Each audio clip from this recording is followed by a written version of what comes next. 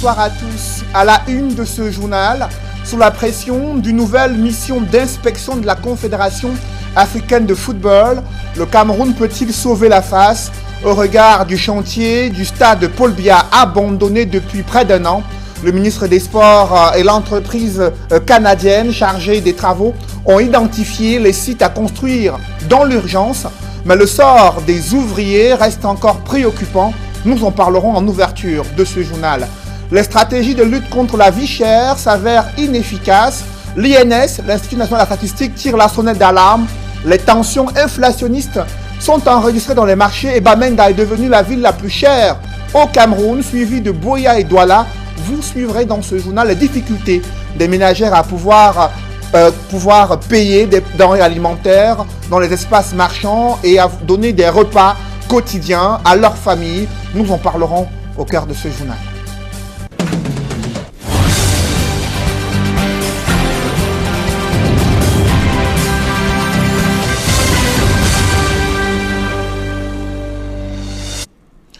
Merci de suivre cette édition complète de l'information sur Equinox Télévision. C'est la préoccupation majeure du gouvernement à quelques semaines d'une nouvelle mission d'inspection de la Confédération africaine de football. Le gouvernement joue sa dernière carte sur le chantier de construction du stade de Paul Biya, un stade abandonné depuis près d'un an.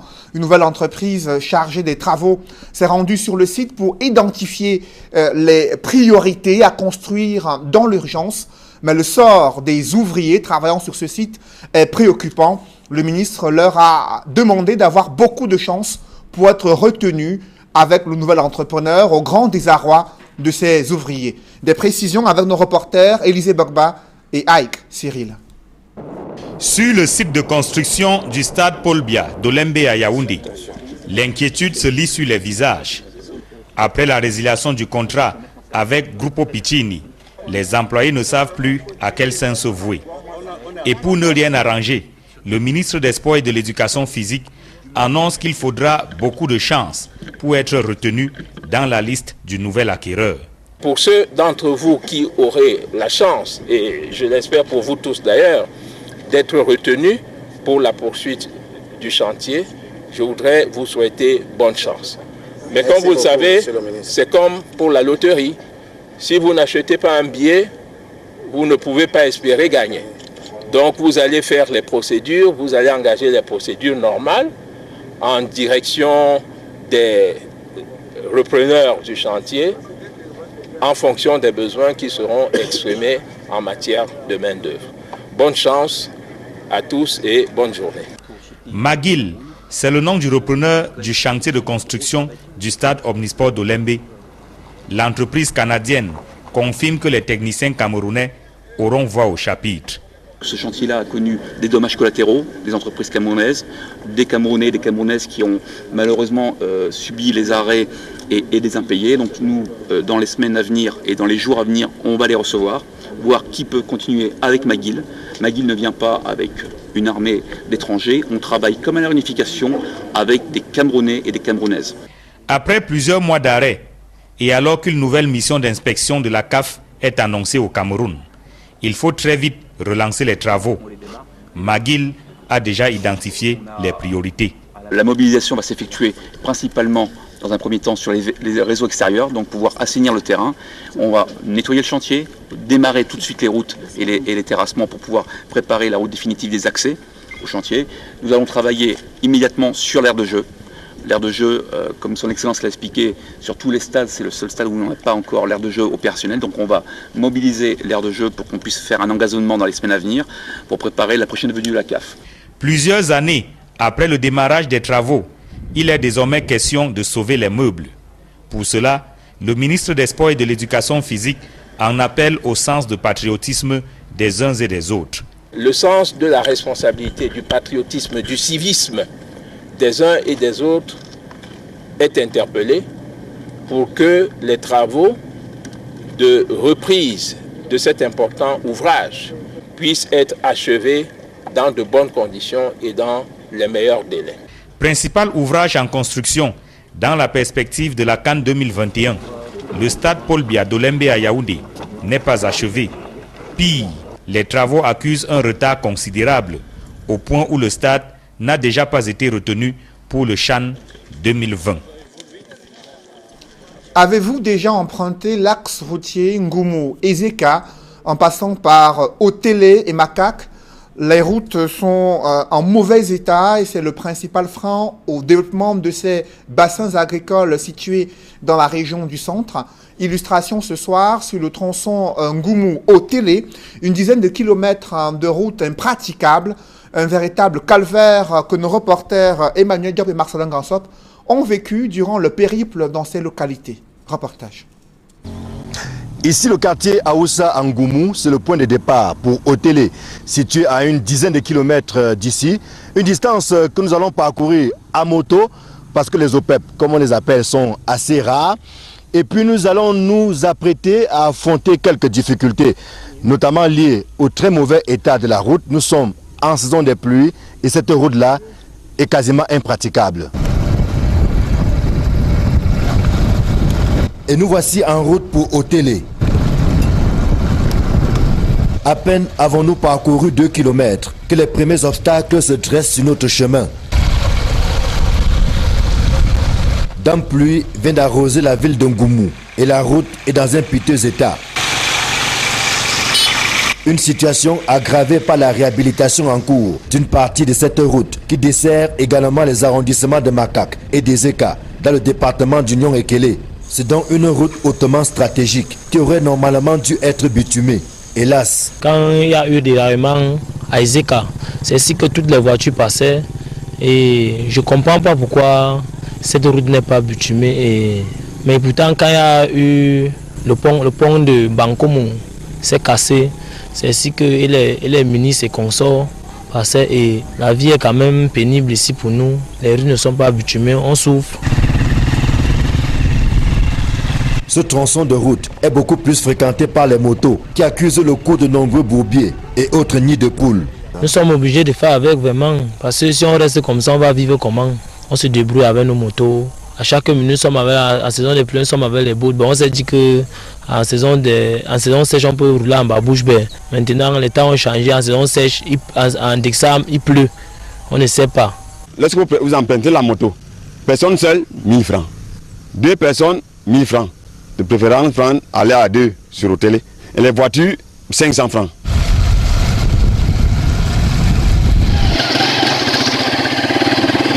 Au bout d'une trentaine de minutes, la dizaine de kilomètres qui sépare Ngumu du village Otélé est parcourue, non sans quelques difficultés. Des difficultés auxquelles les usagers de cette route ont fini par s'habituer. En temps de pluie, comme c'est le cas en ce moment, ou en saison sèche, c'est quasiment le même calvaire. Et parlons à présent de la route Ebolova à Komde Kribi.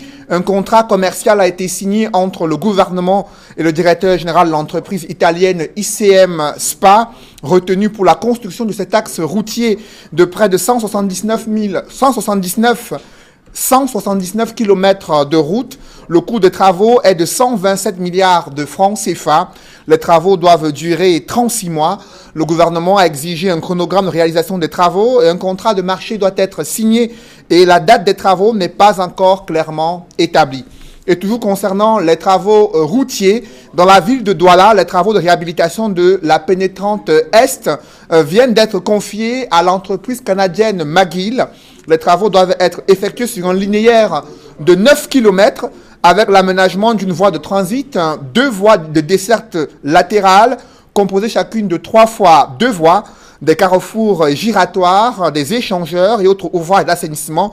Le coût total des travaux de la pénétrante Est de Douala, du moins la réhabilitation, le coût total est fixé à 51 milliards 820 millions de francs CFA. Il faut préciser que ce montant est supérieur au coût initial des 10 travaux de la réhabilitation de la pénétrante Est. Vous vous souvenez qu'en 2018, le projet avait été confié à une entreprise chinoise et les travaux alors avaient été évalués à 34 milliards de francs CFA. Aujourd'hui, ils coûtent 51 milliards de francs CFA et confiés à une entreprise canadienne. Les stratégies de lutte contre la vie chère s'avèrent inefficaces au regard des tensions inflationnistes observés sur le marché. C'est du moins le constat que fait l'Institut national de la statistique dans son dernier rapport. Il constate que les prix ont augmenté de 2,5% au cours des 9 premiers mois de l'année 2019. Et la situation risque de s'aggraver en raison de la persistance de l'insécurité dans les régions anglophones et également des difficultés de change des devises. Et les villes de Bamenda, Buea et Douala sont les villes les plus chères selon l'INS. On fait le point avec Jean-Paul Chouniat. Dans les marchés, les ménagères camerounaises ont vu augmenter de façon significative les prix des denrées alimentaires de première nécessité au cours des 9 premiers mois de l'année 2019. Ainsi, de juin à septembre, riz, poissons congelés, viande de bœuf et sucre ont connu une hausse cumulée de 2,8% comparé à l'année 2018, révèle le récent rapport de l'Institut national de la statistique sur la variation générale des prix. C'est ce que les économistes qualifient de remontée inflationniste, à savoir la perte du pouvoir d'achat de la monnaie, avec pour conséquence une augmentation générale et durable des prix. Et comme raison à cette inflation autour des prix pourtant homologués par le ministère du Commerce, les experts évoquent à cette violation de la loi la crise dans le nord-ouest et le sud-ouest, ainsi que l'insécurité à l'extrême nord Cameroun. Autant de facteurs qui entretiennent une spéculation à grande échelle. Pour le cas spécifique du sucre, les dysfonctionnements observés dans la chaîne de distribution et les confusions induites par la rareté des devises justifient cette hausse de coûts sur le marché. L'incendie de la Sonara le 31 mai dernier a contribué à entretenir cette inflation. Dans ce classement, restauration, hébergement, articles d'habillement et chaussures, transport constituent la deuxième source de cette inflation. Sur cette remontée inflationniste, l'Institut national de la statistique place Bamenda en tête des villes les plus chères, avec un taux d'inflation de 4,8%, suivi de Buea 2,9%, Douala 2,4%. Les blocus répétés des sécessionnistes ayant freiné les échanges entre les zones rurales et les centres urbains. Sur cette inflation, qui pourrait passer de 2,5% en 2019 à 2,8% dans les jours à venir, les spécialistes de l'INS, dans ce rapport, recommandent au gouvernement camerounais de poursuivre sa politique de lutte contre la vie chère, renforcer le contrôle de l'application des prix homologués des produits de grande consommation, accélérer les actions d'apaisement dans les régions en crise du nord-ouest et du sud-ouest en vue de relancer la production nationale et l'approvisionnement des marchés, tournant au ralenti pour l'instant. La ville de Douala, la troisième ville la plus chère au Cameroun selon l'INS, de nombreux ménages broient du noir. Dans ces ménages-là, des femmes qui peinent à donner à leurs enfants et leurs familles 3 repas par jour. Et pour cause, la hausse des prix des denrées alimentaires sur les marchés. C'est le constat que font nos reporters Cédric Chouna et Isabelle Carole Zopet. C'est au bout de longues heures, sillonnant les étals du marché central de Douala, qu'Odette s'est finalement décidée sur le repas à concocter pour sa petite famille. Un menu choisi contre son gré à cause de la hausse des prix des denrées alimentaires. Depuis 2 heures de temps que je suis au marché, je ne vois pas ce que je veux préparer parce que les choses sont chères. Je suis venu au marché ce matin pour acheter les pommes et j'ai constaté que les pommes étaient extrêmement chères. Donc j'ai décidé de changer alors de menu. La difficulté de cette dernière à s'approvisionner est pratiquement la même que connaît la plupart des ménages. En effet, les prix des denrées alimentaires déjà élevés ne cessent de grimper en cette fin d'année. Les consommateurs grondent de colère. On ne mange plus ce qu'on veut, tout ce qu'on veut, on va manger parce qu'on n'a pas de choix. Tout est devenu cher. Le poisson, alors n'en parlons même plus. À la poissonnerie, tu prends 2 poissons, tu dis 2500, 2000. Tu as d'abord la ration de combien? Le riz qu'on valait à 100 francs, ça a aidé beaucoup les gens, ça est devenu à 150. Et la banane maintenant au marché, c'est 7 doigts. 2 doigts de plantain à 500, 7 doigts à 1000 francs, on n'arrive pas à payer. Parce que c'est dur. La patate, 4 à 500, 8 à 1000 francs, on n'arrive pas à payer. Une situation qui contraint les familles à ne plus tenir compte de la qualité d'aliments qu'elles consomment et à user d'astuces pour s'en sortir au quotidien. Parce que quand tu te retrouves avec 5 000, tu calcules comment ce que tu vas acheter. Tu ne parviens pas à voir, tu cherches. Et quand tu retrouves que tu as acheté peut-être, soit même la patate ici. Tu achètes la patate, tu achètes l'ondolette, tu vois qu'il faut que tu fasses les efforts de préparer à 15 heures. Il faut que tu fasses les efforts qui mangent à 18 heures. Et mange pour dormir. Mon menu de fête, c'est le macaron ondolette parce que je n'en ai pas. Qu'est-ce qui explique cette flambée de prix À chacun sa petite idée. Premièrement, le carburant qui est en train de manquer, aussi les problèmes du pays. Se nourrir est devenu l'équation la plus difficile à résoudre pour de nombreuses familles. Dans le reste de l'actualité, à l'occasion de la journée mondiale des personnes handicapées, ces couches sociales vulnérables crient à l'abandon, notamment dans le département du Mungo. Elles peinent à avoir accès à des emplois décents malgré la signature du décret d'application portant promotion des personnes handicapées au Cameroun. Elles racontent leur calvaire dans ce reportage que signe Jacques Molon et également Nadine Yambou. À Ndjombe-Pendia, dans le département du Mungo, les personnes vivant avec un handicap expriment leur désarroi et amertume face aux multiples problèmes et défis qu'elles rencontrent au quotidien. Parce que depuis là, c'était la galère. Les handicapés avaient des sérieux problèmes. Parce que nous avons des droits que l'État a mis en place, mais nous ne les connaissons pas. Ce qui fait que de temps en temps, ils sont marginalisés. Parce qu'il y a la douleur au cœur. La personne handicapée est laissée abandonnée à lui-même. Si cette personne n'a même pas sûrement de soutien, il n'a pas la famille, il souffre. Les difficultés d'accès dans les services publics, les hôpitaux et le non-respect des dispositions de la loi en ce qui concerne les personnes handicapées au Cameroun constituent également un frein à leur épanouissement. Parce que dans nos cadres, on nous parle de prendre soin de la santé, mais lorsque nous arrivons à l'hôpital, on nous demande de payer ces médicaments et que les hôpitaux là ne sont pas subventionnés. Et nous, ayant avec notre maladie, notre cas de maladie et avec notre handicap, on ne peut pas se mettre à se tirailler avec le docteur. Au regard de leurs conditions de vie précaires, ces personnes handicapées appellent les pouvoirs publics à mettre dans l'urgence des mécanismes de surveillance afin de faire respecter leurs droits. Tout a été écrit, mais en pratique, ce n'est pas ce qui se passe. Nous attendons à l'État, c'est-à-dire de mettre sur pied, c'est-à-dire une mesure de surveillance, parce que tout ce que l'État dit, on ne pratique pas ça sur le terrain. Devant ces multiples revendications, ici en Ndjombe-Pendia, la municipalité se débrouille comme elle peut afin de leur apporter un soutien. Cependant, cette assistance s'avère insuffisante. Oui, des efforts doivent vraiment être faits pour les personnes handicapées, surtout que c'est des personnes démunies, c'est des personnes qui n'ont rien. C'est à nous, ceux qui ont un brin de pouvoir dans le centre des affaires sociales, à s'intéresser à ces personnes handicapées, chacun à son niveau. À la faveur de la journée mondiale des personnes handicapées célébrée tous les 3 décembre de chaque année, les autorités municipales de la commune de Ndjombe-Pendia mettent à leur disposition le minimum pour les fêtes de fin d'année.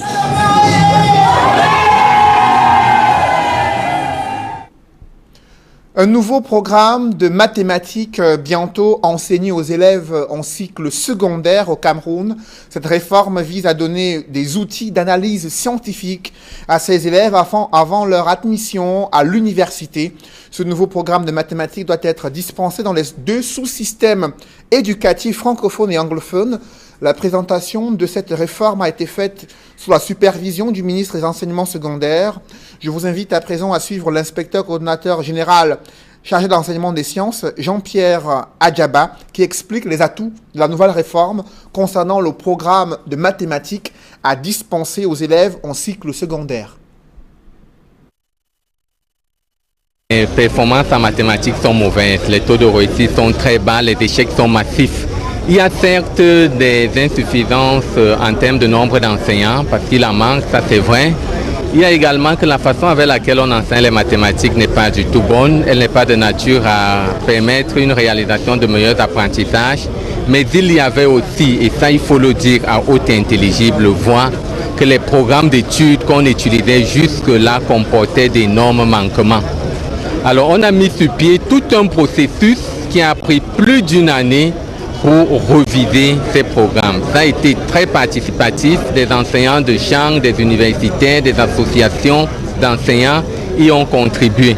Concrètement, qu'est-ce qui change? Il y a déjà un certain nombre de contenus nouveaux qui entrent en scène, lesquels contenus sont essentiels pour la poursuite des études au niveau du supérieur. Par exemple, dans le sous-système anglophone, on vous le dira, au niveau de la géométrie, ce qu'on appelle les transformations du plan homothétie et autres, c'est des thèmes qui n'étaient pas du tout abordés. Il y a dans le sous-système francophone un outil essentiel pour la résolution d'un certain nombre de problèmes de vie qu'on appelle la théorie des graphes, qu'on avait dans le sous-système anglophone et pas dans le sous-système francophone. Le sous-système francophone s'est enrichi de cet outil très important en mathématiques. Il y a également des situations qui n'étaient pas admissibles. Comment comprendre qu'au niveau de la filière TI, technologie de l'information et de la communication, c'est-à-dire informatique, on ne faisait pas arithmétique, alors que l'arithmétique est au cœur des apprentissages en informatique. En bref, à présent, les personnels chercheurs revendiquent la révision de leur statut et leur prise en compte dans le paiement de la prime dédiée à la recherche. Ils ont exprimé leur courroux lors de la mise en place d'un regroupement professionnel visant à apporter leur doléance au pouvoir public. Et parlons à présent du statut de ces enfants maltraités au Cameroun. L'UNICEF qui tire la sonnette d'alarme sur les stratégies de lutte contre ces fléaux qui continuent à perturber et gangréner le quotidien des enfants camerounais. D'autres précisions avec Gizogo. C'est un témoignage poignant sur le sort d'une jeune fille forcée de se marier que délivre Aïssa Doumara, défenseur des droits des femmes. C'est à la faveur du forum consacré à la lutte contre le mariage des enfants à Yaoundé. Une jeune fille qui était en classe de 5e et son père avait décidé de la donner en mariage en 4e noce. Elle a fugué pour aller se réfugier dans une église. Le tribunal nous avait confié la garde de la fillette. Un jugement préventif a été pris en faveur de ce cas. Et la petite a pu reprendre ses études. Elle a obtenu son baccalauréat. Devant cette réalité, le gouvernement fixe les objectifs poursuivis. Dans un premier temps, il s'agit de susciter un changement de comportement social en vue de mettre fin au mariage d'enfants dans notre pays. Dans un second temps, nous allons ressortir le rôle déterminant des autorités morales dans la lutte contre la pratique du mariage d'enfants au Cameroun. D'après les statistiques, il est question de prendre conscience de l'ampleur de ce phénomène. Les résultats de l'enquête mixte de 2014 révèlent que 36% des filles sont mariées avant l'âge de 18 ans, soit 1 sur 3 contre 5,4% de garçons. Pour tous, la solution passe alors par le rôle que les leaders religieux doivent jouer pour éradiquer le phénomène de mariage des enfants. Les religieux, ils et elles, les imams, les prêtres, les pasteurs, sont au centre de notre stratégie que nous avons intitulée les brigades de dénonciation. Et ces honorables personnalités sont celles qui détiennent le pouvoir d'influencer réellement les mentalités et les comportements des communautés. Les imams, leaders religieux, dans leurs mosquées, dans les prêches, dans les enseignements, dans la sensibilisation des fidèles, vont les amener à interpréter, à appliquer correctement la loi. À cette démarche s'associe aussi l'UNICEF à travers ses initiatives. En appui aux autorités camerounaises et particulièrement le ministère de la Promotion de la Femme et de la Famille pour tout ce qui est développement de politiques et de plans pour conduire les actions en vue de l'abandon du mariage des enfants. Mais aussi nous intervenons au niveau le plus déconcentré ou le plus décentralisé dans la sensibilisation des familles, des parents et des enfants eux-mêmes pour lutter contre cette pratique. Cette mobilisation est menée sous la double bannière de la célébration des 30 ans de la Convention des Nations Unies pour les droits de l'enfant et la commémoration de la Déclaration universelle des droits de l'homme le 10 décembre de chaque année. Après quelques jours de fermeture liées à des tensions, l'entreprise de Chanas Assurance a réouvert ses portes et le président du conseil d'administration a tenu à faire le point sur les mesures prises pour assurer le bon fonctionnement de cette compagnie d'assurance. Des précisions avec Gladys Sidi. Chanas Assurance SA est debout et plus que jamais déterminée à respecter les engagements pris auprès de ses nombreux partenaires et assurée. Suite aux incidents survenus le lundi 25 novembre dans les locaux de la direction générale à Bonanjo Douala, l'entreprise, par la voix de son président du conseil d'administration, rétablit la vérité. En effet, dans la matinée du lundi 25 novembre 2019, aux environs de 8h30, un groupe d'individus non identifiés s'est introduit en usant de violence dans les locaux de la direction générale de Chanas. Ce groupe d'individus entendait prendre possession des locaux afin d'y installer de nouveaux dirigeants illégaux issus d'assemblées générales et de conseils frauduleux. Il importe de relever que ces deux assemblées et conseils d'administration ont été organisés par des personnes sans qualité qui ne sont ni actionnaires ni administrateurs de la compagnie Chanas Assurance SA à laquelle elles sont totalement étrangères. À en croire le président du conseil d'administration, il n'est pas question de parler d'une nouvelle société, encore moins d'un nouveau top management à la tête de Chanas Assurance SA. Ceux installés au mois de septembre dernier remplissant pleinement leurs fonctions, les membres étant tous reconnus par le ministère de tutelle, renchérit-il. Nous saisissons donc cette occasion pour remercier nos clients et nos partenaires pour leur fidélité. Nous voulons les rassurer que Chanas Assurance SA continuera à œuvrer pour les accompagner au quotidien avec les services et offres de qualité. Il y a eu un amalgame entre une SAS Chanas et Private qui a cessé d'exister depuis avant, c'est-à-dire avant la création de Chanas Assurance SA. On ne se lève pas un beau matin pour croire qu'on peut créer une société d'assurance, nommer les dirigeants. Les locaux de la société d'assurance ont été momentanément fermés. Un coup de force, des personnes se réclamant propriétaires.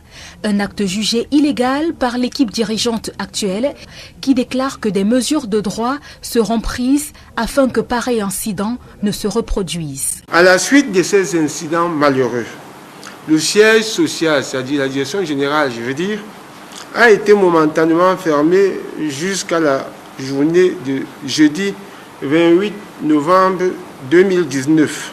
L'accès au bureau a été ouvert. Pour comprendre les manigances, le degré de manigance, il y a une société qui existe, qui s'appelle Chanas Assurance SA. Il y a des individus qui s'asseyent, qui créent une autre société qui se dénomme Chanas Assurance SA. Il y a d'abord un problème. Nous sommes un pays de droit. Et on va utiliser les mesures de droit. La réaction du ministère des Finances est attendue dans les prochains jours afin d'éclairer les zones d'ombre dans cette affaire. Dans l'escale internationale, c'est l'un des sujets les plus commentés sur les réseaux sociaux en Afrique. L'expulsion de Nathalie Yamb depuis la Côte d'Ivoire pour la Suisse. Celle qui est jusqu'ici conseillère exécutive de Mamadou Coulibaly, ancien président de l'Assemblée nationale en Côte d'Ivoire, a été expulsée pour activité incompatible avec l'intérêt national en Côte d'Ivoire. Mais d'aucuns y voient ces dénonciations sur le franc CFA et la mainmise, l'influence de la France sur certains pays africains. Indignation, les interrogations se sont multipliées sur le continent africain. Évocation avec la DCD. Nathalie Yamb a été expulsée de Côte d'Ivoire. L'information, qui faisait déjà des gorges chaudes, a été confirmée par la conseillère de l'homme politique Mamadou Coulibaly elle-même sur son compte Twitter. Expulsée vers la Suisse pour activité incompréhensible avec l'intérêt national, a-t-elle écrit, avec une photo d'elle dans un avion. Toute chose qui a suscité une vague d'indignation à travers le continent. La veille, alors qu'elle répondait à une convocation à la préfecture de police d'Abidjan, elle a reçu, comme on le voit sur ces images, le soutien de ses proches venus en masse pour l'assister. Plusieurs personnalités ont suivi de bout en bout cette affaire et n'ont pas hésité à réagir. au rang desquels Mamadou Koulibaly, candidat à l'élection présidentielle de 2020 en Côte d'Ivoire. Il a écrit « Ils disent que Nathalie Yamb n'est pas ivoirienne. Elle aurait une nationalité douteuse. Ils disent que Nathalie Yamb a des activités incompatibles avec l'intérêt national. » L'activiste Kémy Séba, expulsé ces derniers 24 mois du Sénégal, de la Côte d'Ivoire, du Togo et de la Guinée, a également apporté son soutien. Ce combat est une lutte qui nous fait tout perdre en cette vie. Famille, stabilité sociale, sérénité, libertés individuelles, mais l'histoire nous donnera raison. Les journaux ivoiriens parus le 3 décembre ont aussi fait large écho de cette affaire. Plusieurs estiment qu'elle paie ainsi les frais de son intervention au sommet Russie-Afrique à Sochi, au cours duquel elle avait vertement critiqué la France et son ingérence sur le continent africain ainsi que le franc CFA. Nous voulons le démantèlement des bases militaires françaises qui, sous le couvert d'accords de défense bidons, ne servent qu'à permettre le pillage de nos ressources, l'entretien de rébellions, l'entraînement de terroristes et le maintien de dictateurs à la tête de nos États.